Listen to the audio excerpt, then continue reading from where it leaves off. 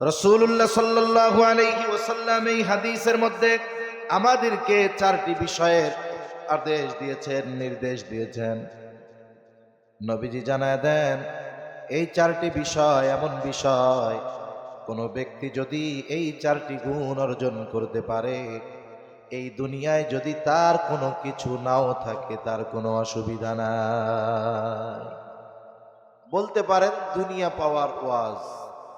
আমরা তো আখেরাত বাকি, এই জন্য চিন্তা করি আখেরাতের চিন্তা পরে থাক, আগে দুনিয়ায় কি পাওয়া যাবে এটা নিয়েই কই আগে। রাসূলুল্লাহ সাল্লাল্লাহু আলাইহি ওয়াসাল্লাম বলেন, আরবাউন ইযা কুন্না ফীকা ফালা আলাইকা মা ফাতাকা মিনাদ দুনিয়া। নবীজি বলেন, চারটি জিনিস যদি তোমার মধ্যে থাকে, ফালা আলাইকা, আর কোনো কিছু তোমার নাই। নবীজি বলেন, মা ফাতাকা মিনাদ দুনিয়া, এই চারটি জিনিস তোমার থাকার কারণে এই দুনিয়ার কিছু যদি তোমার নাও থাকে, কোনো কিছু আসে যায় না। বুজুর্গানে দিন বলেন, কোন মুমিনের মধ্যে যদি এই চারটি গুণ থাকে, তাহলে ওই ব্যক্তি দুনিয়ায় কিছু না থাকলেও তার অসুবিধা নাই। এর দ্বারা উদ্দেশ্য হলো, এই চার গুণে গুণান্বিত ব্যক্তি তার দুনিয়ায় যত কিছু প্রয়োজন, সকল প্রয়োজন মেটানোর ব্যবস্থা যিনি করবেন তিনি কে? আল্লাহ তাআলা তার দুনিয়ার প্রয়োজন মেটানোর ব্যবস্থা করে দিবেন। তাহলে এই চার গুণে যদি গুণান্বিত হই, আখেরাতের লাভ তো আছে, দুনিয়ার লাভও আছে না নাই? দুনিয়া পাওয়ার ওয়াজ। মানুষ মনে করে যে শুধু মনে হয় মানুষের কর্ম, মেধা আর পরিশ্রমের মাধ্যমেই দুনিয়া পাওয়া যায়। বিষয়টা এমন নয়। আল্লাহ তাআলা আমার আপনার কিছু ভালো কাজের কারণেও দুনিয়ায় আমাকে আপনাকে রিজিক দেয়। অনেক সময় অন্যের কারণে আল্লাহ তাআলা আরেকজনের রিজিক দেয়।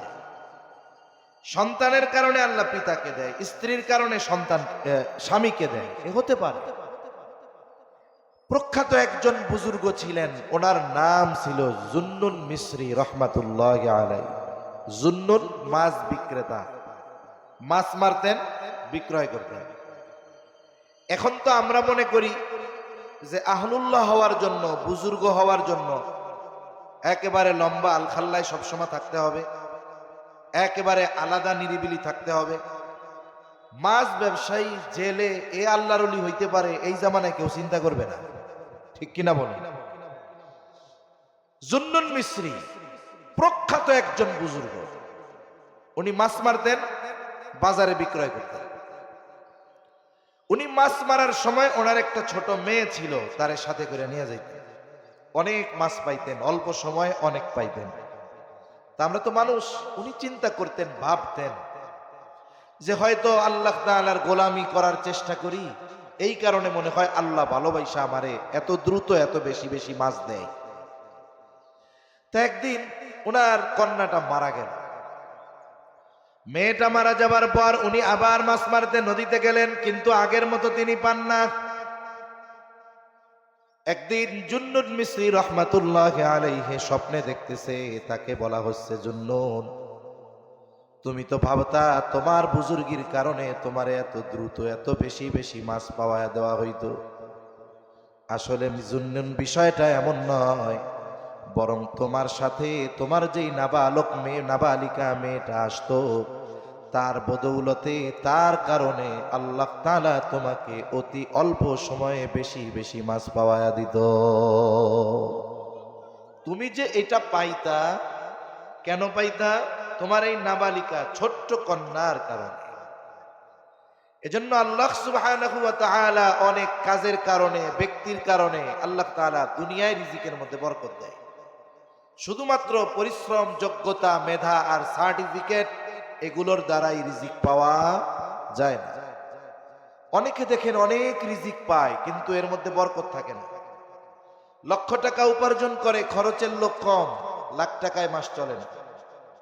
আরেকজন মসজিদের ইমাম, বেতন কত দেওয়া হয়? 10,000, 15,000, 20,000 টাকা বেতন। গ্রাম অঞ্চলে না, জেলা শহরগুলোতেও খুব কম আছে। এরপরেও আল্লাহ তাআলা এনাদের চালান। এই যে আল্লাহ চালায়, এইটারে পুঁজি কইরা আবার ইমাম সাহেবদের বেতন বাড়ানোর কথা বললে কমিটি বাড়ায় না, বলে কি আপনাদের আয়ে বরকত আছে। এটা কথা সত্য, কিন্তু মতলব খারাপ। তা যাই হোক, মানুষের কর্ম এর কারণেও আল্লাহ সুবহানাহু ওয়া তাআলা রিজিকের মধ্যে বরকত দেন, কিছু গুণ অর্জনের কারণে আল্লাহ তাআলা বরকত দেন।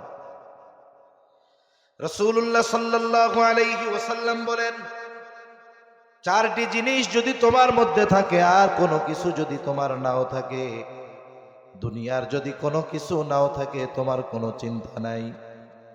এক নাম্বার গুণ, নবীজি সাল্লাল্লাহু আলাইহি ওয়াসাল্লাম বলেন, হিফযু আমানাতিন, আমানতের হেফাজত করা।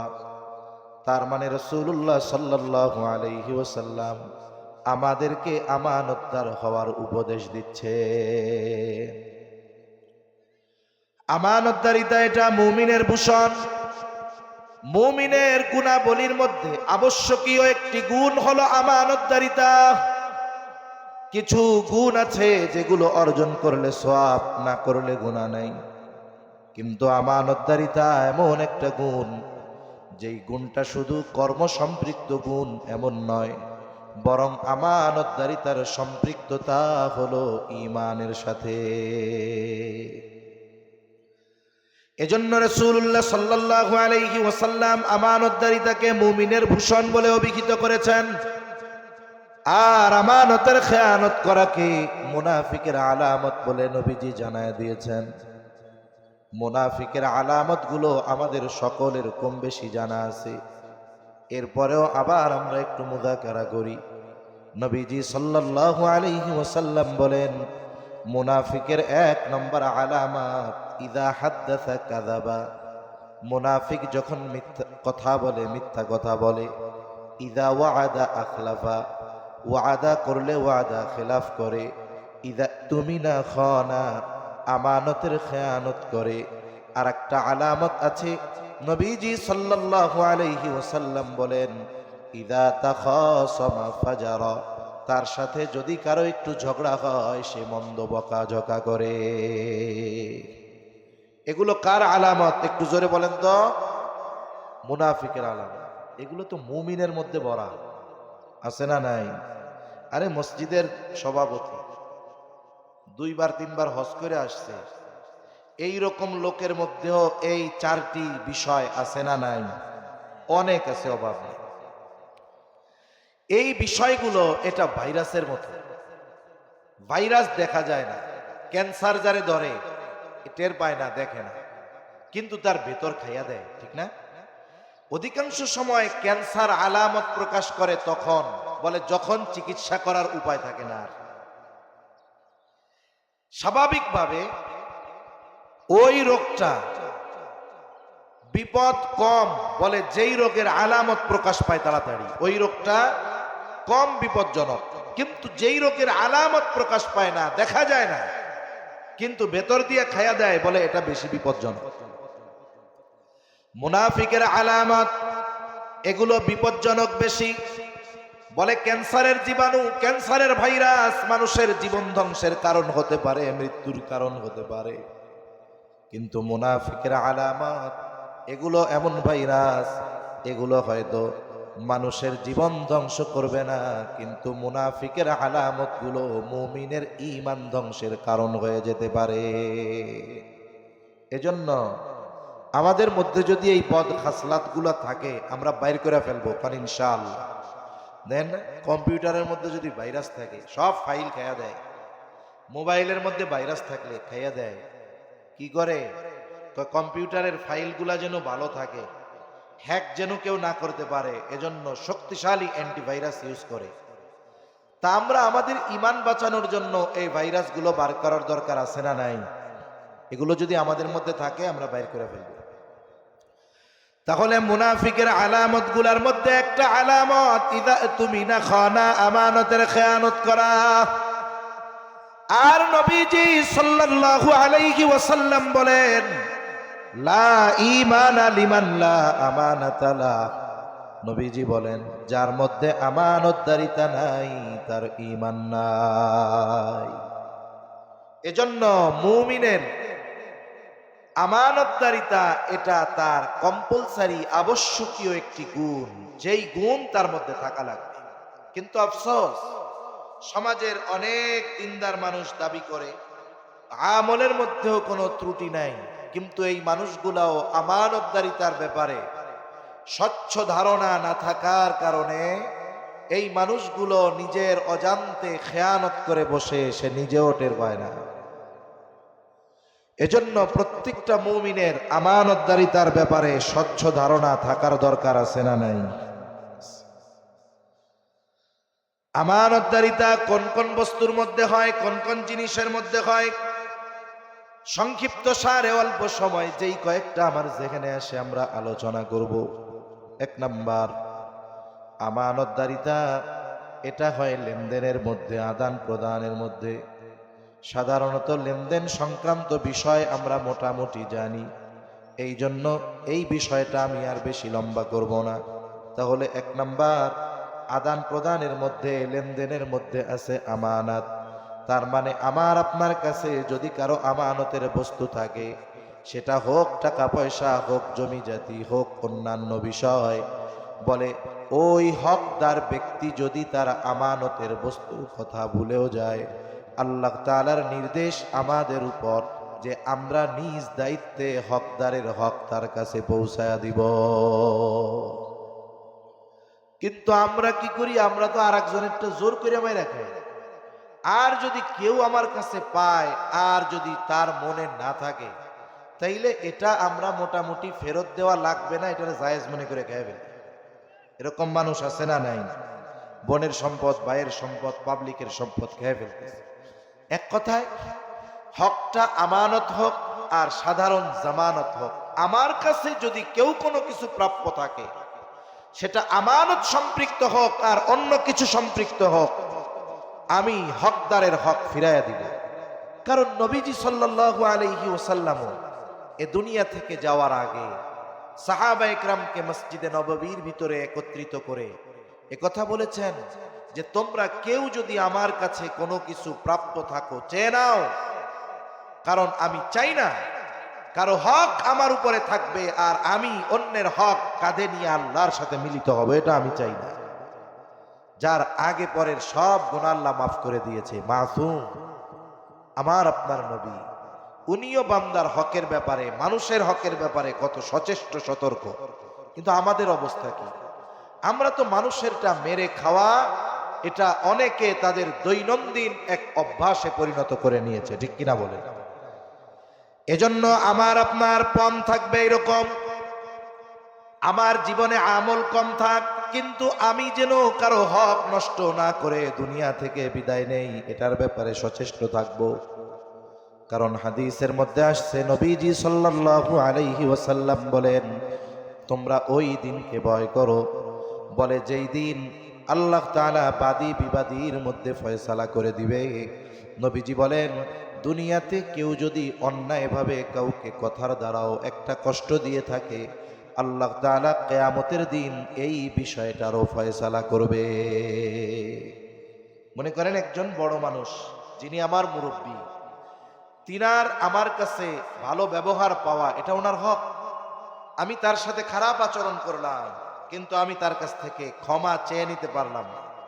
এই যে উনি আমার কাছে একটা হক পায়, ওনার হক আমি একটা নষ্ট করেছি, বলে এই খারাপ আচরণের বিষয়টাও আল্লাহ তাআলার বিচারালয়ে বিচার করা হবে। চিন্তা করছেন? তাহলে ওই দিনের বিচার কত সূক্ষ্ম, আর বিচারক তো একমাত্র আল্লাহ সুবহানাহু ওয়া তাআলা।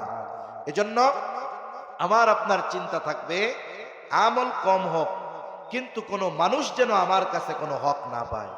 কারণ হাদিসের মধ্যে নবীজি সাল্লাল্লাহু আলাইহি ওয়াসাল্লাম জানিয়ে দেন, কিয়ামতের দিন সবচেয়ে নিঃস্ব হবে ওই ব্যক্তি যার নামাজ, রোজা, হজ, যাকাত, ইবাদতের অভাব নাই, কিন্তু ওই মানুষটা দুনিয়াতে মানুষের হক নষ্ট করেছিল।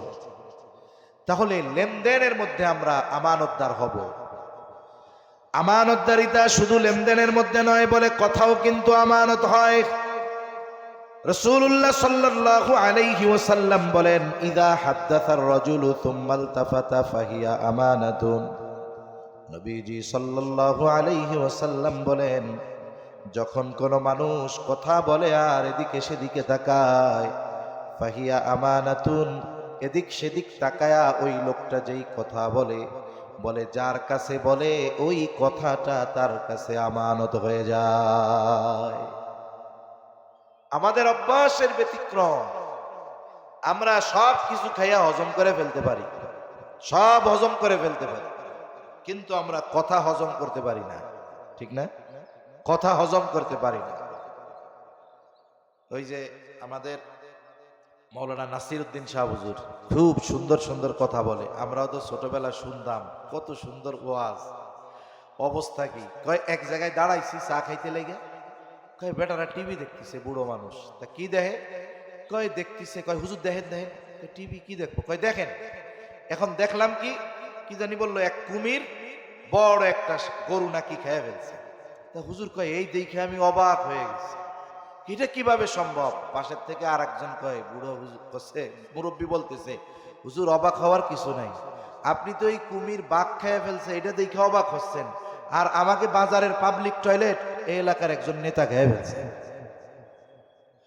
কয় আপনি তো ওইটা খাইতে দেখে অবাক হইতেছেন, আর এই বড় এক পায়খানা পাবলিক টয়লেটের বাজেট ছিল, কয় ওইটা খাইয়া সে হজম করে ফেলছে। তা কথার কথা আর কি, আমরা সব হজম করে ফেলতে পারি, কিন্তু কথা হজম করা আমাদের জন্য বড় কষ্টের। আবার যদি কেউ কোনো কথা বলার পরে এই কথা বলে যে চাচা এই কথা খালি আপনারে কইলাম, আপনি কিন্তু কারো কাছে কইেন না, কাম সারা। দুই একদিন যাও গোপন থাকতো, এই যে যখন মানা করছে এখন তার 1 ঘন্টাও এই কথা গোপন রাখা সম্ভব নয়। শয়তান এসে খালি খুশাবে, তাড়াতাড়ি কষ না কেন। যেমন পেটের মধ্যে যখন বদ হজম হইলে পুটপুট করে খালি, এতক্ষণ কথা যতক্ষণ না বলবে ততক্ষণ ওই পেটের মধ্যে পুটপুট করতে থাকবে। এবার ওই লোক চোখের আড়াল হওয়ার আগেই পাশের একজন ডাইকা কই, ভাই আমার কাছে কি কইছে জানিস? না জানবো কেমনি, কইছে তো আপনারে। কয় লোকটা আমারে খুব বিশ্বাস করে, কারো কাছে কইতে মানা করছে, আমি তোরে কইলাম তুই কিন্তু কাউরে কইস না, কাম সারা। ওই লোকরেও তো বলছিল আপনি কারো কাছে বলিয়েন না। ও যখন একজনের কাছে বলল, ও মনে করবে তাইলে আর একজনের কাছে আমি মনে হয় বলতে পারবো। এইবারও আর একজনরে বলবে অমকের ব্যাপারে আমি এই কথাটা জানি, তোমারে বললাম তুমি কাউরে কিন্তু বলো না। এইভাবে একজন একজন করতে করতে সকালের কথা দুপুরবেলা পৌঁছা যাবে 100 জনের কাছে। যে যার কাছেই বলে শুধু বলে তোরে কইলাম তুই কিন্তু কাউরে কইস না। সকালের কথা পৌঁছায় গেছে 100 জনের কাছে। বলেন তো এখন যার দ্বারা প্রথম খেয়ানত হইল তার কি 1 খেয়ানতের গুনাহ হবে না 100 খেয়ানতের? কেন? সে যদিও একজনের কাছে বলছে ঠিক, কিন্তু খেয়ানত শুরু হয়েছে তার দ্বারা। রাসূলুল্লাহ সাল্লাল্লাহু আলাইহি ওয়াসাল্লাম বলেন, যখন কারো দ্বারা কোনো ভালো কাজের সূচনা হয়, ওই ভালো কাজ যতজন করে সকলের সওয়াব শুরু করনেওয়ালার আমলনামায় যোগ হয়ে যায়। আবার কারো দ্বারা যখন কোনো পাপের কাজের সূচনা হয়, ওই পাপ কাজ যতদিন চলে যতজন করে সকলের আমলনামার সমপরিমাণ গুনাহ যার দ্বারা অন্যায় শুরু হয়েছে তার আমলনামায় যোগ হয়ে যায়। নবীজি সাল্লাল্লাহু আলাইহি ওয়াসাল্লাম বলেন, এই পৃথিবীতে সর্বপ্রথম অন্যায়ভাবে হত্যাকাণ্ড আদম আলাইহিস সালামের এক সন্তানের দ্বারা শুরু হয়েছে। কিয়ামত পর্যন্ত অন্যায়ভাবে যত হত্যাকাণ্ড হবে সব হত্যাকাণ্ডের গুনাহ আদম আলাইহিস সালামের ওই প্রথম হত্যাকারী সন্তানের আমলনামায় যোগ হয়ে যাবে। এজন্য যখন কেউ কোনো ভালো কাজের সূচনা করে, ওই ভালো কাজ যদি চলতে থাকে তাহলে সে কবরে শুয়া শুয়াও ওই ভালো কাজের সওয়াব পাইতে থাকে। আবার কারো দ্বারা যদি মন্দ কোনো কাজের সূচনা হয়, যদি 1000 বছরও পার হয়ে যায়, সে কবরে পচে গলে সব শেষ, কিন্তু তার দ্বারা ওই মন্দ কাজের সূচনা হওয়ার কারণে সে কবরে শুয়া শুয়া ওই মন্দ কাজের গুনাহ তার আমলনামায় যোগ হতে থাকবে। এজন্য প্রথম যিনি খেয়ানত করেছেন গুনাহ তো তার আমলনামায় যোগ হয়ে যাবে। এই জন্য আমি আপনি কথারও হেফাজত করার যোগ্যতা অর্জন করব, কারণ কথাটাও কিন্তু আমানত হয়। আবার অনেক সময় দেখা যায় সম্পর্ক ভালো, 2 জন বন্ধু কথাটাকে বন্ধুত্বের খাতিরে গোপন রাখে, কিন্তু একটা সময় দেখা যায় দুজনের মধ্যে আগের মতো সম্পর্ক নাই। এইবার দুইজন দুই দলে, এইবার কথাটাকে বানায় অস্ত্র। একটু পরপর কয়, বেশি কথা কইলে কিন্তু ফাঁস করে দিমু। বলে কি বলে না? আরে ভাই, আমানত কি শুধু বন্ধুরটা হেফাজত করতে হবে নাকি শত্রুরটা করা লাগবে না? রাসূলুল্লাহ সাল্লাল্লাহু আলাইহি ওয়াসাল্লাম মক্কা থেকে মদিনায় হিজরত করেছেন, মূল কারণ আল্লাহর নির্দেশ। বাহ্যিক কিছু কারণ আছে, এর মধ্যে অন্যতম কারণ কাফেরদের মাত্রাতিরিক্ত জুলুম আর অত্যাচার। আবু তালেবের ইন্তেকালের পর নবীজির উপরে জুলুমের মাত্রা তারা বাড়ায় দিল। নবীজি সাল্লাল্লাহু আলাইহি ওয়াসাল্লাম আল্লাহ তাআলার পক্ষ থেকে নির্দেশ পাইলেন, অচিরেই আপনাকে মক্কা ছেড়ে চলে যেতে হবে। প্রস্তুতি নিতে বলা হলো, কিন্তু তারিখ বলা হয় নাই। কাফেররাও একসময় সিদ্ধান্ত নিল, এইবার আর সুযোগ হাতছাড়া করা যাবে না, মুহাম্মদকে দুনিয়া থেকে চিরতরে বিদায় করে দিতে হবে। প্রত্যেক গোত্র থেকে এক একজন যুবক নিযুক্ত করা হলো, তারা সকলে এই হত্যাকাণ্ডে অংশগ্রহণ করবে, যাতে করে এক গোত্র অপর গোত্রকে দোষারোপ না করতে পারে। রাসূলুল্লাহ সাল্লাল্লাহু আলাইহি ওয়াসাল্লামকে আল্লাহ তাআলা আদেশ দিলেন, আজ রাতেই আপনার সফর শুরু হবে। হিজরতের কথা নবীজিকে গোপন রাখতে বলা হয়েছে।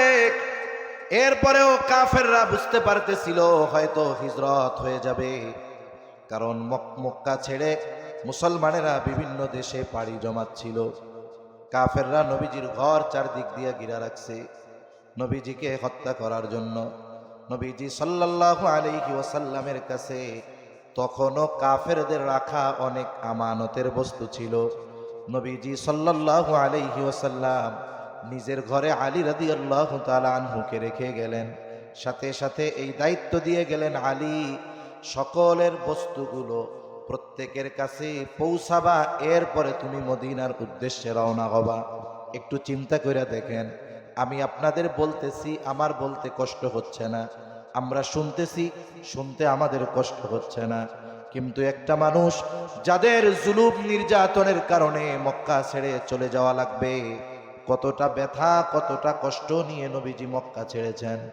ইতিহাসে সিরাতের পাতায় লেখা আছে, নবীজি যখন মক্কা ছাড়তেছেন বারবার বাইতুল্লাহর দিকে নবীজি ফিরে তাকান, চোখ দিয়ে অশ্রু ঝরতেছে, আর নবীজি বলতেছে, ও মক্কা, তোমার বুকে আমার শৈশব কৈশোর যৌবন অতিবাহিত হয়েছে রে মক্কা। তোমার মহব্বত আমার হৃদয় জুড়ে, কারণ তোমার বুকেই আছে আল্লাহর ঘর বাইতুল্লাহ। মক্কারে আমি কখনোই তোমাকে ছেড়ে যেতাম না, কিন্তু তোমার বুকে বসবাসকারী কিছু মানুষের জন্য আমি তোমার থেকে দূরে চলে যাইতে বাধ্য হচ্ছি। নবীজির অন্তরে কেমন মায়া ছিল, বলে এই মুহাব্বতের মক্কা বাইতুল্লাহ ছেড়ে নবীজি রওনা হয়েছেন মদিনার উদ্দেশ্যে। কত ব্যথা কত কষ্ট অন্তরে, বলে যাদের কারণে এই মক্কা ত্যাগ করা লাগতেছে, আর যারা নবীজির ঘর নবীজিকে হত্যা করার জন্য ঘিরে রাখছে, নবীজির কাছে তাদের আমানতের সামগ্রী, তিনি তাদের সামগ্রী তাদের কাছে পৌঁছানোর ব্যবস্থা না করা পর্যন্ত আমার আপনার নবী হিজরতের সফরই শুরু করেন নাই। আমরা হলে কি করতাম? আমরা হইলে নিজে নিজে মুফতি সাহেব হয়ে কইতাম, জাগো জ্বালায় এলাকা ছাড়া লাগতেছে, এদের মাল জিনিস ফেরত দেওয়ার দরকার কি, এটা নিজের জন্য খেয়ে ফেলানো জায়েজ আছে। নিজেরা নিজে মুফতি বানায়া ফতোয়া দিয়া নিজের জন্য জায়েজ বানাইয়া এটারে আমরা খাইতাম।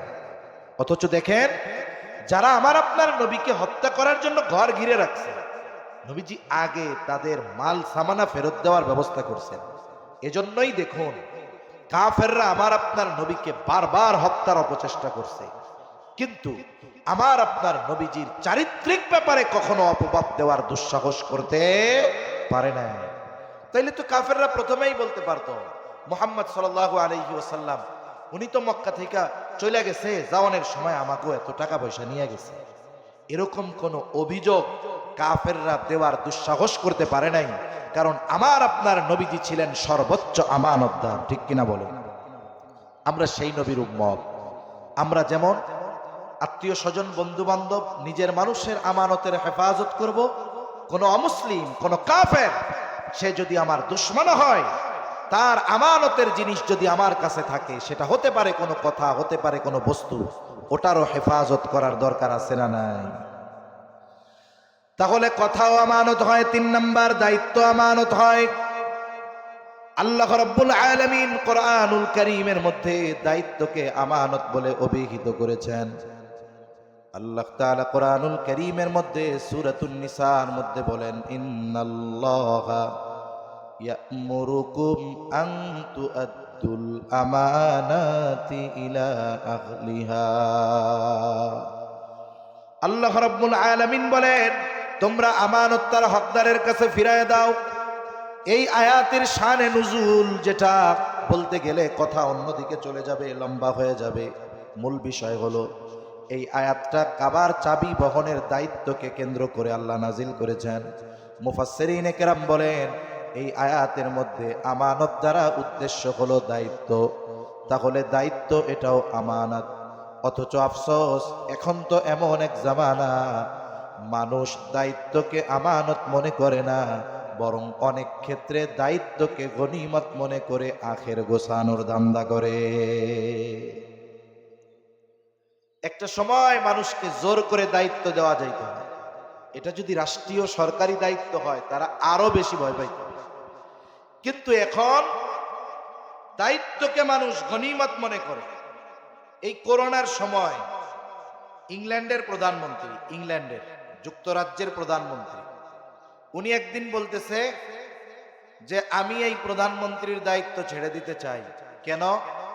বলে এই দায়িত্ব পালনের কারণে আমাকে যে অনারিয়াম দেওয়া হয়, সম্মানী দেওয়া হয়, ভাতা দেওয়া হয়, এটা দিয়ে আমার পরিবার চালানো কষ্টকর হয়ে যায়।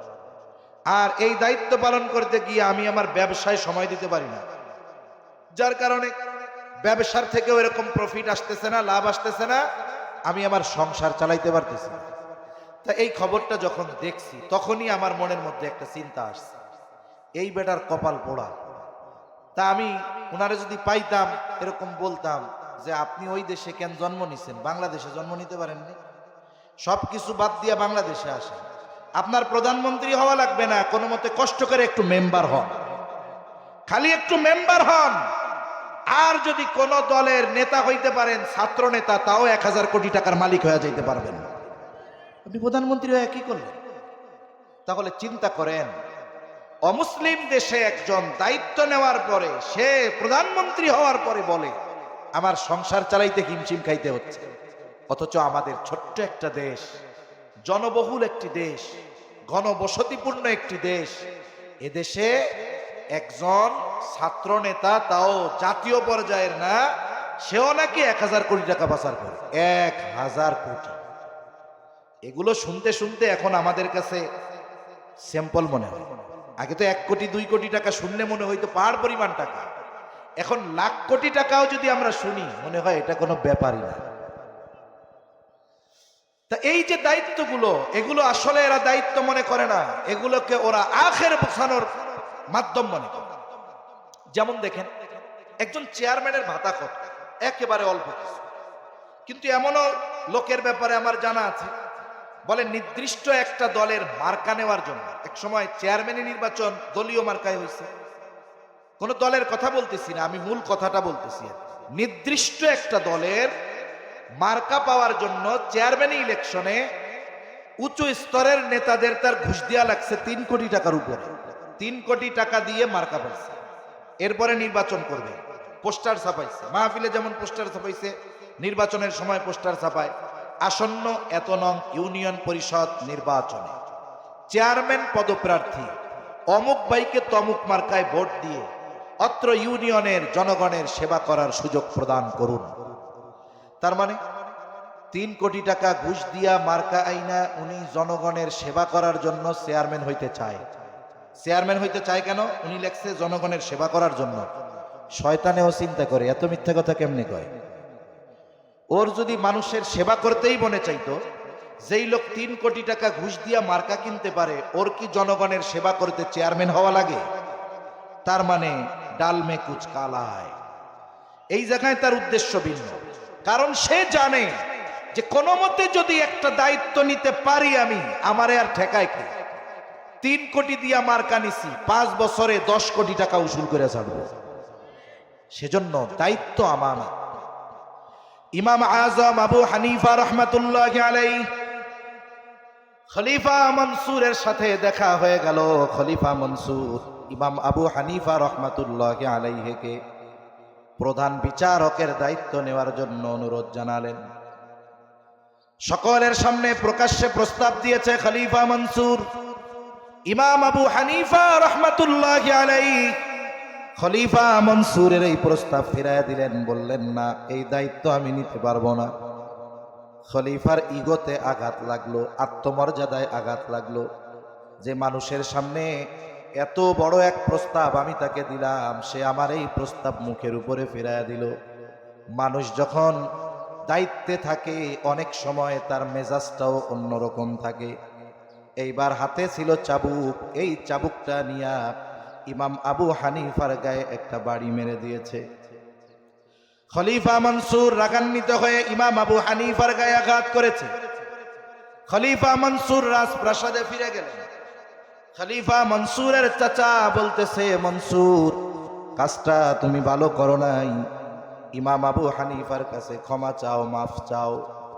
কারণ একটা মানুষ যখন রাগান্বিত অবস্থায় থাকে, ওই রাগান্বিত অবস্থায় অনেক সময় এমন কাজ করে বসে, এমন সিদ্ধান্ত নিয়ে বসে, যেটা তার পরবর্তী হায়াতে পস্তানোর কারণ হয়ে দাঁড়ায়। এজন্য রাগান্বিত অবস্থায় কোনো সিদ্ধান্ত নিতে হয় না। রাগান্বিত অবস্থায় সিদ্ধান্ত নিতে হয় না, সিদ্ধান্ত নিতে হয় খুব ভেবে চিন্তে, ঠান্ডা মাথায়। অধিকাংশ সময় রাগান্বিত অবস্থার সিদ্ধান্ত এটা ভুল সিদ্ধান্তে পরিণত হয়। আমাদের দেশে যত তালাকের ঘটনা ঘটে, তালাক অহরহ স্বামী স্ত্রীকে তালাক দিচ্ছে।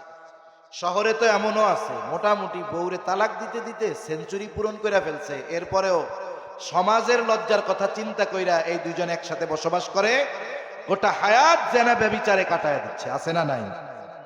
এই তালাকের যত ঘটনা ঘটে একটাও কিন্তু খুশি হইয়া ঘটে না। এর সূত্র হয় ছোট্ট একটা ঘটনা থেকে, আর কত বৃহৎ আকার ধারণ করে। অনেক সময় এমনও হয় যে উনি জমিনে কাজ করতে গেছে, দুপুরবেলা প্রচন্ড গরম, কাজ বাজ করে গোসল করে নামাজ পড়ে খাইতে আসছে, সামনে খাবার দাবার সব দিয়েছে, খাবার দিছে, এখন খানা মুখে দিছে, দেখে তরকারিতে লবণ হয় নাই। এখন এটার সমস্যা সমাধান কিভাবে হইতে পারে? পাশে লবণের বাটি আছে, এক চিমটি লবণ নিলে খালাস, ঠিক না? কিন্তু শয়তানে আইসা মাথার মধ্যে ঢুকাইব, ওই তুই এত কষ্ট করতেছস, এই যে রান্না করে এটা কি মুখে দেওয়া যায়? এইবার লবণ না নিয়ে মুখ চালু করবে, কি রান্না করছে এটা, এ মুখে দেওয়া যায় নাকি? এগুলা গরু ছাগলেও খায়। এই মহিলা প্রচন্ড দুপুরের মধ্যে প্রচন্ড গরমে চুলার পাড়ে বৈশা বৈশা রান্না করছে, তার কি কষ্ট কম হইছে? এখন ওই মহিলারেও শয়তানে কয়, দেখছস এত কষ্ট করে রান্না করলি, একটু লবণ নাইলে দিতে মনে ছিল না, তোর এরকম কথা কইলো, তোর কি যোগ্যতা কম? এইবার মহিলাও জবাব দেয় জোরে, লবণ পাতে আসে, পাশে আসে, নিলেই তো হয়ে যায়। শয়তান আবার কয়, দেখছস কত বড় গলায় তোর কথার জবাব দেয়। এবার কয়, এই গলা নামায় কথা বলবা, আমার মুখের উপরে এত জোরে কথা। এইবার দুজনের মধ্যে ঝগড়া শুরু হয়ে গেছে। এখন কি হইল? আশেপাশের লোকজনও আসে, আসে কি আসে না দেখার জন্য। গ্রামে এটা হয় না? বলেন হয় না? হয়। গ্রামে তো আমিও অনেকদিন থাকছি, এখন কম থাকা হয়, কিন্তু দেখছি তো তখন স্বামী স্ত্রীর যখন ঝগড়া লাগে চারদিক দিয়া মানুষে ঘিরে দাঁড়ায়। এই যে মাঠ, এটার মধ্যে বল খেলা হয় না অনেক সময়? আরে ওয়াজ শুনতে আসছেন যারা, এরা অনেকে বল খেলাও দেখেন। তো যখন চারিদিকে দাঁড়াইয়া বল খেলা দেখেন, কি দেখেন? খালি দেখেন যে বল কই যায়। এখন প্লেয়ার একটা মারছে দৌড় বল নিয়ে, এখন গোলরক্ষকরে ফাঁকি দিয়ে বল যখন গোলকিক ওই গোলবারের মধ্যে ঢুকায়া দেয়, ওই দলের সমর্থক যারা এতক্ষণ চুপ ছিল, গোল হয়ে যাওয়ার পরে এক লাফে 3 হাত উপরে উঠে কয়, গোল গোল গোল, বলে কি বলে না?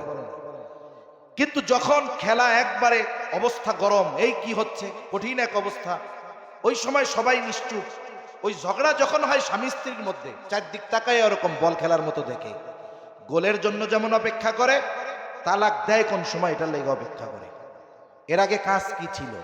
বলে আপনারা পুরুষ মানুষ যদি ওই পুরুষ মানুষটারে দূরে নিয়ে যাইতেন, মাথায় পানি ঢালতেন, ছায়ায় নিয়ে বসাইতেন, মহিলারা যদি মহিলারা নিয়ে ঘরে চলে যাইতেন, দুইজন দুইজনের সামনে থেকে যদি সইরা যাইতো, হয়তো এই অনাকাঙ্ক্ষিত ঘটনাটা ঘটতো না। কিন্তু কি করবে? অপেক্ষা করে, কিছুই বলে না। কেউ ভিডিও করবে। লাস্টে যখন ওই বেটা সর্বোচ্চ রাগান্বিত হয়ে নিজেরে কন্ট্রোল না করতে পাইরা একসাথে 3 বাচ্চার মাকে 14 গোষ্ঠী ধইরা তালাক দিয়া দেয়, তখন পাশের থেকে লাফায়, আরে করলা কি, করলা কি, করলা কি। কেন? এর আগে থামানো গেছিল না? এর আগে সরাই নেওয়া গেছিল না? তার মানে অপেক্ষা করে যে কোন সময় এটা হয়। এইবার শয়তানের এক মিশন শেষ। এবার সুন্দর মতো শয়তান মোহাব্বতের খাজানা নিয়ে হাজির। একটু আগে একজন একজনের দেখতে পারে না, এখন মোহাব্বতের খাজানা দুইজনের মধ্যে ঢুকাই দিছে। এখন এমন এরে ছাড়া বাঁচবে না। এইবার হুজুরের কাছে চলে যায় যে হুজুর কাম তো এটা করে ফেলছি। হুজুর বলে কিছু তো করার নাই, শেষ। কয় কেমনে দিছো? হুজুর রাগ হইয়া দিছি। হুজুর রাগ হইয়া। এই তালাক কি কেউ খুশি হইয়া দেয় নাকি? রাগ হইয়াই তো দেয়, ঠিক না? এজন্য রাগের মাথায় সিদ্ধান্ত আমরা নিব না। এটা আমাদের জীবনের পস্তানোর কারণ হতে পারে। রাগ আসলে কি করব? হাদিসের নির্দেশনা, দাঁড়ানো থাকলে বসে পড়তে হবে, বসে বসে থাকলে শুয়ে পড়েন, অজু করেন, নামাজে দাঁড়ায় যান, তাহলে কি হবে? রাগ কমে যাবে, হয়তো অনেক বড় অঘটন থেকে বাঁচা যাবে। তা খলিফা যখন বাড়ি মারছে তখন তো রাগ ছিল, এখন তো রাগ নাই। বাড়ি মারতে লজ্জা লাগে নাই, কেন? বলে ওই সময় ছিল রাগ। এখন ক্ষমা চাইতে যাবে, লজ্জা লাগতেছে, কেন? বলে এখন তো রাগ নাই, এই জন্য অনুশোচনা কাজ করতেছে।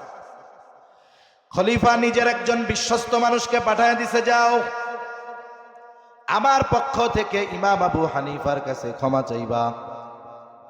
আবার এক থলে স্বর্ণ মুদ্রা দিয়া দিছে, যে বলবা এটা খলিফা আপনাকে হাদিয়া দিয়েছে। লোকটা চলে গেল।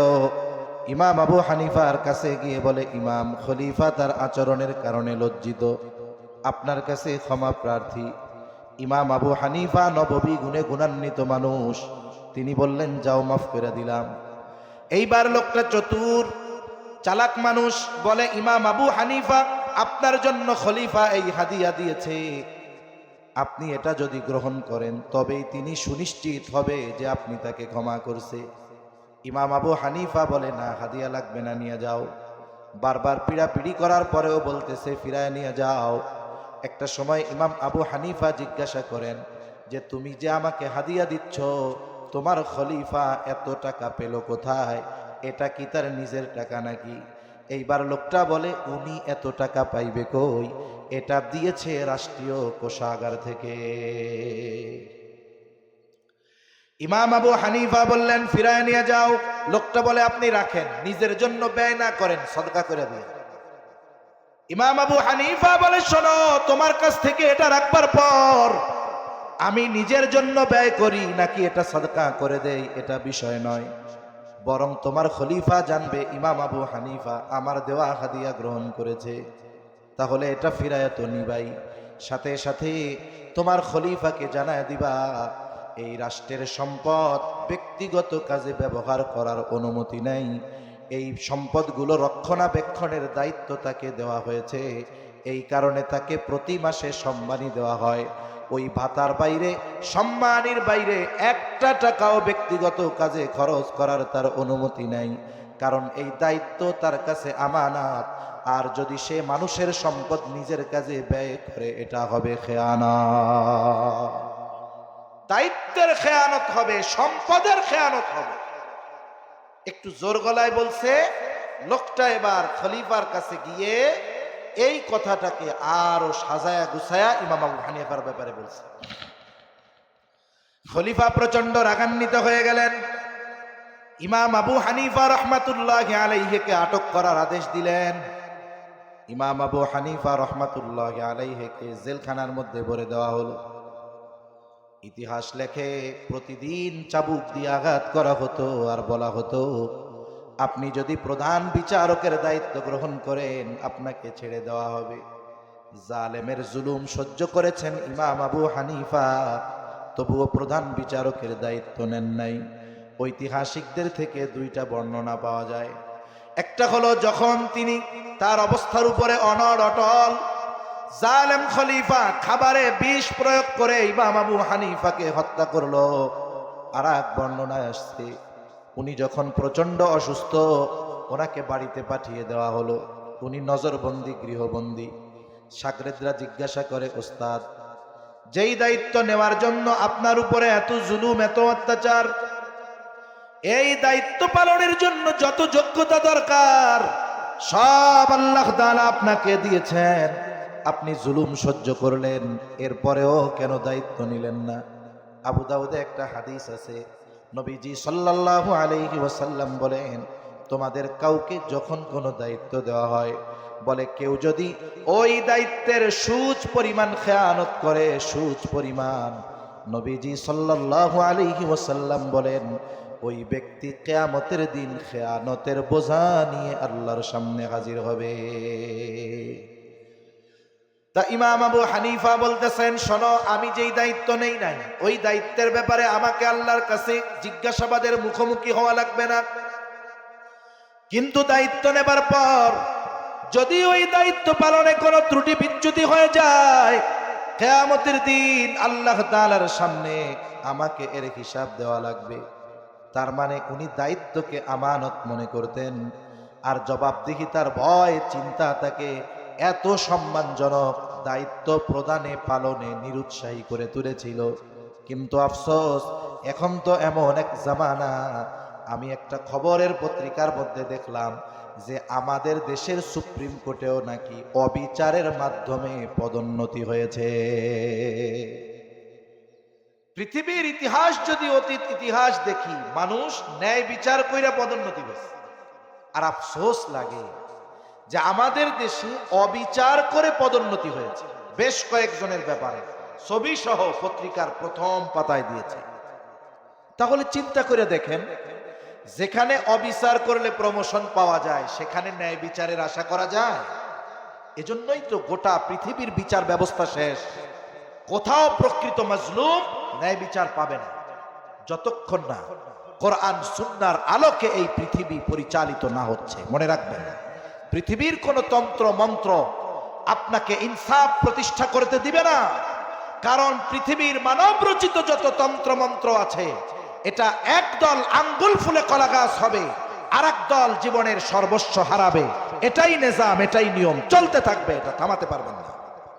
এজন্য মনে রাখতে হবে, কোরআন সুন্নাহ প্রতিষ্ঠার এই মিশন আমাদেরকে শুরু করতে হবে আমাদের নিজেদের থেকে। আমি পরিবর্তন হব, আমার পরিবার পরিবর্তন হবে, আমার সমাজ পরিবর্তন হবে, সময়ের সাথে সাথে এক সময় রাষ্ট্র পরিবর্তন হবে। ঠিক কিনা বলেন? এদেশে ওয়াজ মাহফিলের মধ্যে লক্ষ লক্ষ মানুষ আসে, মিলিয়ন মিলিয়ন মানুষ আসে। বড় বড় প্রোগ্রাম করে আমরা দেখলাম, ডক্টর মিজানুর রহমান আজহারি প্রোগ্রাম করছেন, 15 লক্ষ, 20 লক্ষ, 25 লক্ষ মানুষ আছে। আপনি এই 25 লক্ষ থেকে 250 জন, 2500 মানুষও পাবেন না যে যারা পরিপূর্ণভাবে কোরআন সুন্নাহর আলোকে নিজেরা চলতে চায় অথবা রাষ্ট্র পরিচালনা হোক এটা চায়, আপনি পাবেন না। এজন্য বুঝতে হবে, পরিবর্তন মূল থেকে শুরু করা দরকার। কারণ একজন আমি, 10 জন মিলে আমরা। ঠিক কিনা বলেন? কোন কথার থেকে গেলাম যে দায়িত্ব আমানত। এজন্য আমার আপনার উপরে যেই দায়িত্ব আছে, সেটা সরকারি হোক আর বেসরকারি হোক, আমরা প্রত্যেকে প্রত্যেকের দায়িত্বের ব্যাপারে আমানতদার হব। বলেন ইনশাআল্লাহ। আল্লাহ তৌফিক দান করেন। এই তিনটাই থাক, অনেক কথা মনে থাকে কম। তাহলে নবীজি সাল্লাল্লাহু আলাইহি ওয়াসাল্লামের হাদিসের আলোকে নসিহত ছিল 4টা। 1 নাম্বার, আমানতের হেফাজত করো। আমানতের হেফাজত, আমানত কিসের মধ্যে হয়? 3টা বিষয় আমরা জানলাম। 1 নাম্বার লেনদেনের মধ্যে, 2 নাম্বার কথার মধ্যে, 3 নাম্বার দায়িত্বের মধ্যে। এই 3টা যদি আমরা আনতে পারি, বাকিগুলো ইনশাআল্লাহ চলে আসবে। এরপরে নবীজি সাল্লাল্লাহু আলাইহি ওয়াসাল্লাম বলেন, সিদকু হাদিসিন, সত্য কথা বলা।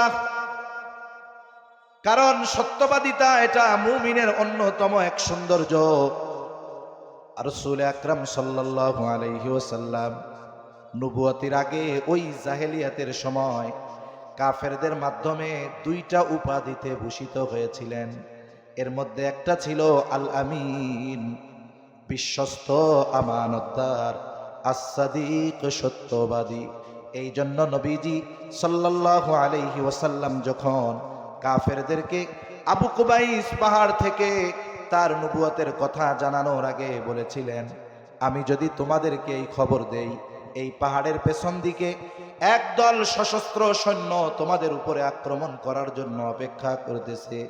আকুমতুম মুসাদ্দিকিয়া, তোমরা কি আমার এই কথা বিশ্বাস করবা নাকি? উপস্থিত সকলে সমস্বরে জবাব দিয়েছিল, কেন নয়, কারণ ইতিপূর্বে আমরা তোমাকে সব সময় সত্যবাদী পেয়েছি। তুমি গোটা ৪৩ বছর অতিবাহিত হয়েছে, একটা মিথ্যা কথা বলো নাই, আজকে মিথ্যা কথা বলবা? এজন্য নবীজি সাল্লাল্লাহু আলাইহি ওয়াসাল্লাম গোটা ৬৩ বছর হায়াতে একটা মিথ্যা কথাও আমার আপনার নবীজি বলেন নাই। সাথে সাথে উম্মতকেও সত্যবাদিতার ব্যাপারে নবীজি উৎসাহ দিয়েছেন। নবীজি সাল্লাল্লাহু আলাইহি ওয়াসাল্লাম বলেন, ইন্নাস সিদকা ইয়াহদি ইলাল বির ওয়া ইন্নাল বিররা ইয়াহদি ইলাল জান্নাহ। নবীজি সাল্লাল্লাহু আলাইহি ওয়াসাল্লাম বলেন, সত্য মানুষকে কল্যাণের পথ দেখায় আর কল্যাণ মানুষকে জান্নাতের পথ দেখায়। নবীজি বলেন, একটা মানুষ যখন সত্য কথা বলতেই থাকে ওই ব্যক্তি একটা সময় আল্লাহ তাআলার নিকটে সিদ্দিক তথা সত্যবাদী বলে গণ্য হয়ে যায়। এরপরে নবীজি বলেন, ওয়া ইন্নাল কিযবা ইয়াহদি ইলাল ফুজুর ওয়া ইন্নাল ফুজুরা ইয়াহদি ইলান নার। নবীজি বলেন, মিথ্যা মানুষকে পাপের পথ দেখায় আর পাপ মানুষকে জাহান্নামের পথ দেখায়।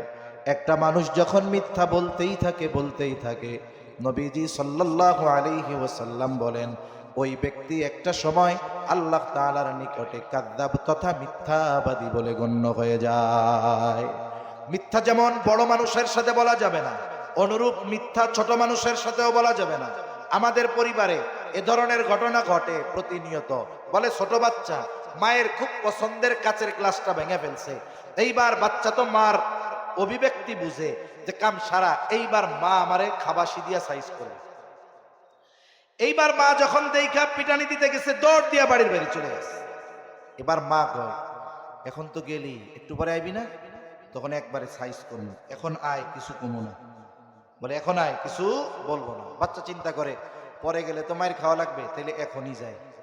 এইবার সুন্দর মতো আশায় যখন মায়ের কাছে আসে, এবার সুন্দর মতো দইরা খাবাসি দিয়া খেটুনি দিয়া মারে কি মারে না বলেন? এতে কি হইল? আপনি তারে বলছেন এখন আসো কিছু বলবো না, একদিন 2 দিন 3 দিন, হয়তো 4 দিনের দিন আপনি ডাকবেন যে আসো কিছু বলবো না, ও তখন বলবে আমি যাব না, তুমি মিথ্যা কথা কও, গেলে আমারে মারবা। এতে কি হলো? আচ্ছা নামাজ পড়ো, বিশেষ করে দিব নামাজের পরে 10 মিনিট বলা যাবে, 10 মিনিট বলা যাবে না, একটা 10 মিনিট। আচ্ছা আচ্ছা নামাজ এইখানে হবে, আজানের পরে আর আমরা 10-15 মিনিটের মধ্যে শেষ করে দিব।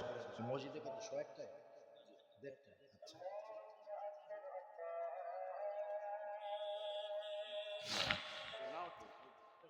আমরা কেউ না উঠি, যথেষ্ট সময় দেওয়া হবে ইনশাআল্লাহ। লা ইলাহা ইল্লাল্লাহ।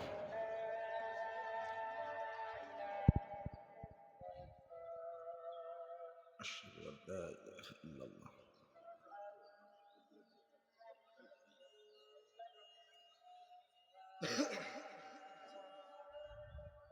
আশহাদু আল্লা ইলাহা ইল্লাল্লাহ।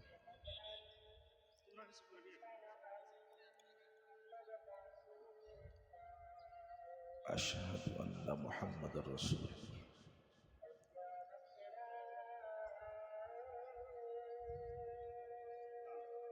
লা হাওলা ওয়ালা কুওয়াতা ইল্লা বিল্লাহ।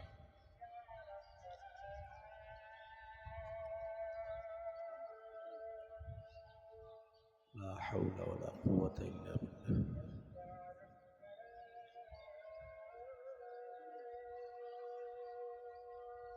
লা হাওলা ওয়ালা কুওয়াতা ইল্লা বিল্লাহ।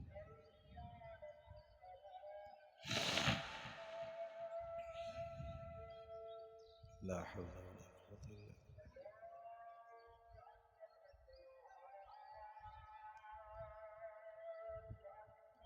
আল্লাহু আকবার, আল্লাহু আকবার।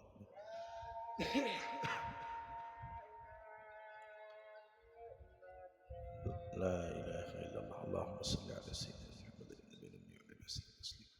1:30টায় নামাজ, তো আমরা যথেষ্ট সময় দেব ইনশাআল্লাহ। তাহলে এই যে ছোট বাচ্চা বলে ওর হৃদয়টা কেমন, এই সাদা কাগজের মতো। এখন আপনি যদি ওই জায়গায় মিথ্যার দাগ দিয়ে দেন, ওটা বসে যাবে। সত্যের আলোকে ওকে গড়ে তুলেন, ওইখানে সত্যটা বসে যাবে। এজন্য শিশুকালের শিক্ষা বলা হয় পাথরে খোদাই করার মতো।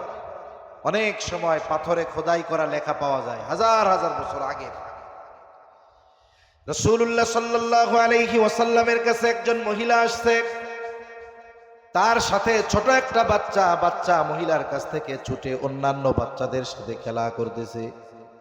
মহিলা বারবার তার বাচ্চাকে ডাকে, বাচ্চা আসে না। এইবার হাতের মুঠ পাকায়া বাচ্চাটার দিকে ইশারা দিয়া বলতেছে, এদিকে আসো। কেমন যেন বলতেছে, আসলে মজা দিব। নবীজি সাল্লাল্লাহু আলাইহি ওয়াসাল্লাম দৃশ্যটা দেখতেছেন। মহিলার কাছে যখন বাচ্চাটা ছুটে আসলো, হাতের মুঠ খুলে তিনি তার হাতে একটা খেজুরের টুকরা দিয়ে দিলেন। রহমতের নবী বলতেছে, মহিলা, তুমি যদি এই বাচ্চার হাতে কিছু না দিতা, অবশ্যই তুমি মিথ্যাবাদী বলে গণ্য হতা। এজন্য আমরা অনেক সময় ছোট বাচ্চাদের মিথ্যা আশ্বাস দেই, এগুলো ঠিক না। আপনি সত্যটা বলে তার কাছ থেকে বের হন। ছোট বাচ্চা যখন আপনি বের হবেন বাসা থেকে, কান্নাকাটি করে না, করে, আপনি ওরে কি বলেন, এই যে আমি যাইতেছি তোমার লাইগা মজা আনতে। এখন আপনি আসছেন খালি হাতে, কিছুই আনেন নাই তার জন্য। এই যে 1-2 দিন পরে ও বুঝবে যে মিথ্যা কথা কয়, আমার বাপ, আমার চাচা, আমার ভাই, আমার দাদা। আপনি তার সত্য কথা বলেন, আমি অমুক জায়গায় যাচ্ছি, ইনশাল্লাহ আমি চলে আসবো। হয়তো কান্নাকাটি করবে, কিন্তু সে আপনার প্রতি আস্থাশীল থাকবে, আপনার প্রতি তার বিশ্বাস নিয়ে সে বড় হবে। না হলে কি হবে, ছোটবেলায় যদি তার আমার প্রতি এই বিশ্বাস চলে আসে যে আমি তার সাথে মিথ্যা কথা বলি, ও বড় হওয়ার পরেও এই বিশ্বাস তার মধ্যে থেকে যাবে। এরপরে নবীজি সাল্লাল্লাহু আলাইহি ওয়াসাল্লাম বলেন, ওয়া হুসনু খালিকাতিন, উত্তম চরিত্রের অধিকারী হওয়া, উত্তম আখলাকের অধিকারী হওয়া। এজন্য উত্তম চরিত্রের অধিকারী যদি হতে হয়, উত্তম চরিত্রবান কাউকে অনুসরণ করা দরকার। এই পৃথিবীতে এখন অনেক মানুষ আছে, তাদের কারো চরিত্র স্বয়ং সম্পূর্ণ নয়, কিন্তু এই পৃথিবীতে একজন মানুষ যার চরিত্র হলো পরিপূর্ণ, স্বয়ং সম্পন্ন। তিনি হলেন আমার আপনার নবী মুহাম্মাদুর রাসূলুল্লাহ সাল্লাল্লাহু আলাইহি ওয়াসাল্লাম। মানব জীবনের এমন কোনো দিক নাই যেটা আমার আপনার নবীর জীবন থেকে খুঁজে পাওয়া যায় না। একটা মানুষ যদি ওই গুণে নিজেকে গুণান্বিত করতে চায়, অবশ্যই নবীজির অনুসরণের মাধ্যমে এটা সম্ভব। কারণ আমার আপনার নবীর আগে যত নবী দুনিয়ায় এসেছেন সবাই উত্তম চরিত্রওয়ালা, কিন্তু আমার আপনার নবী শুধু উত্তম চরিত্রওয়ালা নয়, বরং আমার আপনার নবীজি হলেন উত্তম চরিত্রে পরিপূর্ণতা দান করনেওয়ালা। সুবহানাল্লাহ বলেন। আল্লাহ তাআলা আমার আপনার নবীর মাধ্যমে উত্তম চরিত্রের পূর্ণতা প্রদান করেছেন। এজন্য নবীজি সাল্লাল্লাহু আলাইহি ওয়াসাল্লাম বলেন, ইন্নামা বুইসতু লিউতাম্মিমা মাকারিমাল আখলাক। আমার আপনার নবীর দ্বারা আল্লাহ তাআলা শুধু নবুয়তের পূর্ণতা দিয়েছেন এমনটা নয়, বরং নবীজি বলেন, আমাকে উত্তম চরিত্রে পরিপূর্ণতা প্রদানার্থে প্রেরণ করা হয়েছে। মানব জীবনের প্রত্যেকটা দিক নবীজির জীবনীর মধ্যে পাওয়া যায়। এজন্য আমরা যদি উত্তম চরিত্রের অধিকারী হতে চাই, আমাদের নবীজি সাল্লাল্লাহু আলাইহি ওয়াসাল্লামের আদর্শ অনুসরণ করতে হবে। আমি অনেক জায়গায় মাহফিলে গিয়া জিজ্ঞাসা করি যে এখানে যারা আছেন তাদের কার কার ঘরে নবীজির সিরাত আছে। ছোট্ট একটা সিরাত হলেও কার ঘরে আছে, আপনাদের জিজ্ঞাসা করতেছি না, অসুবিধা নেই। কিন্তু অধিকাংশ জায়গায় গিয়া দেখছি যে শতকরা 1-2 জন মানুষ তার ঘরে নবীজির সিরাত আছে। যদি আবার জিজ্ঞাসা করি পুরাটা পড়ছেন কে কে, একজনও হাত তুলতে পারে না। যেই নবীর আখলাক আমাদের জীবনের সাথে মিলানো দরকার, সেই নবীকে যদি আমি না জানি, সেই নবীর সিরাত যদি আমি না পড়ি, নবী স্বামী হিসাবে কেমন ছিলেন, ভাই হিসাবে কেমন ছিলেন, সাথী হিসাবে কেমন ছিলেন, রাষ্ট্রনায়ক হিসাবে কেমন ছিলেন, নবীজি কেমন বিচার করতেন, যদি আমি নবীজিকে পড়ার মাধ্যমে না জানি, তাহলে অনুসরণ করব কেমনে? এজন্য আমাদের দেশে লাখো লাখো আশেকে রসুল পাওয়া যাবে যে জীবনে একটা ছোট সিরাত নবীর ব্যাপারে পড়ে নাই, কিন্তু উনি আশেকে রসুল। আমরা ওই ধরনের ভুয়া আশেকে রসুল হতে চাই না। এজন্য কোরআনুল কারীম যেমন ঘরে থাকবে তিলাওয়াত করব, সাথে সাথে নবীজির সিরাত ঘরে রাখবো, পড়বো। অনেক বড় দরকার নাই, এক খণ্ডে আছে, ছোট্ট একটা কিনেন, আমাদের মাদ্রাসাগুলায় পড়ায় সিরাতে খাতামুল আম্বিয়া, বাংলা অনুবাদ পাওয়া যায়, অল্প কয়েক পৃষ্ঠার, তবে খুব তথ্যবহুল। এটা পড়েন, এরপরে দেখবেন ওইটা পড়ার পরে আরো জানার আগ্রহ হচ্ছে। আপনি নবী রহমত পড়েন, এরপরে ওইটা এক খণ্ডে আবার আগ্রহ হবে, এরপরে আপনি আর একটু পড়েন, 3 খণ্ডে সিরাতে মুস্তফা পাওয়া যায় বাজারে, ইদ্রিস কান্দলবি রহমাতুল্লাহ আলাইহির, ওইটা পড়েন। আপনি কোরআনুল কারীম, যেমন কোরআন সূরা ফাতিহা যত পড়ুক এটারে পুরাণ মনে হয় না, নবীর সিরাত ওই রকম, আপনি যত পড়বেন ওটা আপনার হৃদয় তত ছুঁয়ে যাবে, তত নবীর অনুসরণ করার প্রতি আগ্রহ আমাদের বাড়বে। এজন্য সিরাতের কিতাব কিনবো তো ইনশাআল্লাহ, কিনবো, পড়বো, আল্লাহ তৌফিক দান করেন। 4 নম্বর নবীজি বলেন ওয়াইফাতুম ফি তুমাতিন, হালাল খাবার। খাবারটা শুধু হালাল হলে হবে না, আমাদের সমাজের মানুষ হারাম উপার্জন করলেও খাবার হালালের ব্যাপারে সচেষ্ট থাকে। ঘুষের টাকা পকেটে নিয়ে, সুদের টাকা পকেটে নিয়ে বাজারে গেছে গরুর গোস্ত কিনতে, কসাইরে কানের কাছে গিয়ে জিজ্ঞাসা করে বিসমিল্লাহ কইছিলি জবাই দেওয়ার সময়? কেন জিজ্ঞেস করে? কারণ উনি জানে হালাল প্রাণী যদি ইচ্ছাকৃতভাবে আল্লাহর নাম বাদ দিয়ে জবাই দেয় তাহলে ওই হালাল প্রাণীর গোস্ত আর হালাল থাকে না। আর একটা মাসালা শুনেন, অনেকে আছে বাবার নামে গরু জবাই দেয়, আছে না? যখন ওলামা একরাম এটা বলছে যে আল্লাহর নাম ব্যতীত কারো নামে জবাই দেওয়া যাবে না, শুনেন, ওর যদি নিয়ত থাকে এইটা বাবার নামে, নিয়ত কি আছে, কিন্তু মুখ দিয়া বিসমিল্লাহ কইছে, এটাও হারাম। কথা বুঝতে পারছেন? নিয়ত বাবার নামে, কিন্তু মুখ দিয়া কি বলছে, বিসমিল্লাহি আল্লাহু আকবার, কাজ হবে না। বলে তোমার নিয়তে যেইটা ওটাই সাব্যস্ত হবে, মুখ দিয়া বললে হবে না। আবার দেখেন একজন ইমামদার আল্লাহর নামেই জবাই সে দেয়, কিন্তু অনিচ্ছাকৃতভাবে বিসমিল্লাহ বলতে ভুলে গেছে, কোনো সমস্যা নাই, অনিচ্ছাকৃত সে ভুল করছে। যেমন রোজা আসতেছে, কেউ যদি অনিচ্ছায় পেট ভরে খাইয়াও ফেলে, বলে এতে তার রোজা নষ্ট হবে না, অনিচ্ছায় ছুটে গেছে, অসুবিধা নেই। ইচ্ছাকৃত বাদ দিয়ে দিবে তাহলে সমস্যা। আবার নিয়তে আছে বাবার জন্য, কিন্তু মুখ দিয়া কইছে বিসমিল্লাহ, কাজ হবে না, ওটাও হারাম। এজন্য বাজারে এসে জিজ্ঞাসা করে বিসমিল্লাহ কইয়া জবাই দিছস নি? উপার্জন করছে হারাম, কিন্তু গরুর গোস্ত বিসমিল্লাহ কইয়া জবাই দিছে কিনা গরু, এটার ব্যাপারে সচেষ্ট। আবার প্যাকেটের গায়ে হালাল লেখা আছে কিনা এটা দেখে।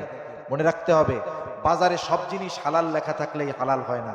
অনেকে সফর টফরে যান, এজন্য বলতেছি, আমাদের রাস্তাঘাটে যে হোটেলগুলো আছে, এই হোটেলগুলোর মধ্যে অধিকাংশ ক্ষেত্রে যেই গোশত পাওয়া যায় এটা প্রসেস মাংস, এটা ওরা জবাই করে না, এটা বিভিন্ন দেশ থেকে আসে। এই পৃথিবীতে সবচাইতে বেশি গরুর গোশত রপ্তানি করে ভারত। কোন দেশ? কোন? ভারতে অনেক মুসলমানকে খাসির গোস্তরে গরুর গোস্ত বইলা পিটায় মেরা ফেলছে, অথচ এই পৃথিবীতে সবচাইতে বেশি গরুর গোস্ত যারা রপ্তানি করে এরা হলো ভারত। এরপরে ব্রাজিল আছে। এরা যে জবাই দেয় গরু, মুসলমানও যদি থাকে ওই কোম্পানিগুলোতে, হিন্দুদের কোম্পানি সবচেয়ে বড় বড়, মুসলমানও যদি থাকে, এগুলাকে জবাই দেওয়া হয় মেশিনে। মেশিনে জবাই যখন দেওয়া হয় এটার পদ্ধতি ভিন্ন হয়।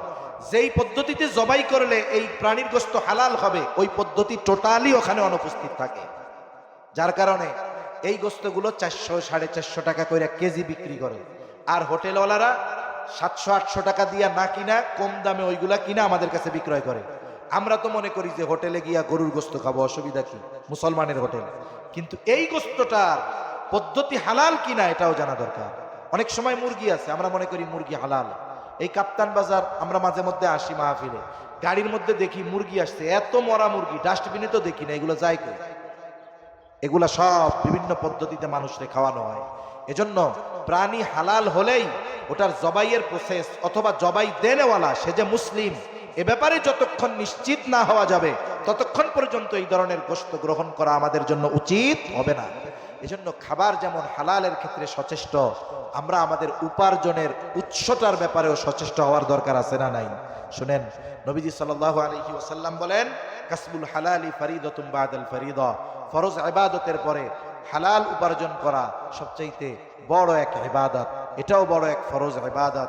এজন্য বুজুর্গানে দিন বলেন, একটা ব্যক্তি 5 ওয়াক্ত নামাজ যথাযথভাবে পড়ে, হারাম হালাল বাইসা চলার নিমিত্তে, হালাল খাবারের আশায় সেই ব্যক্তি হালাল কর্ম করে। নিয়ত কি? হালাল উপার্জন করব, এই জন্য হালাল কর্ম করি। বলে হালাল উপার্জনের নিয়তে ওই যে হালাল কর্ম করতেছে, কর্মটা যত ছোট হোক, বলে এই কর্মটা তার আমল নামায় ইবাদত বলে যোগ হয়ে যায়। তাহলে নবীজি সাল্লাল্লাহু আলাইহি ওয়াসাল্লাম 4টি বিষয়ের কথা বলছেন। আমরা আমানতদার হব, সত্যবাদিতার গুণ অর্জন করব, আমাদের আখলাক, আমাদের চরিত্রকে উন্নত চরিত্রে পরিণত করব, উপার্জন আর খাবারটাকে হালাল করব। তাহলে কি হবে? নবীজি বলেন, মা ফাতাকা মিনাদ দুনিয়া, যদি তার কোনো কিছু না থাকে, দুনিয়ায় যদি তার কোনো কিছু নাও থাকে, ফালা আলাইকা মা ফাতাকা মিনাদ দুনিয়া, তার কিছুই নাই, কিন্তু এই 4 গুণে গুণান্বিত ওই ব্যক্তি, দুনিয়ার কিছু না থাকলে তার কোনো কিছু আসে যায় না। কেন? বলে এই 4 গুণে গুণান্বিত হওয়ার কারণে তার প্রয়োজন মেটানোর জিম্মাদারি যিনি নিবেন তিনি কে? আরো জোরে বলেন কে? আল্লাহ সুবহানাহু ওয়া তাআলা আমাদের সকলকে এই 4 গুণে গুণান্বিত হওয়ার তৌফিক দান করেন। আমিন। ওয়া আখিরু দাওয়ানা আনিল হামদুলিল্লাহি রাব্বিল আলামিন। আসসালামু আলাইকুম ওয়া রাহমাতুল্লাহি ওয়া বারাকাতুহু।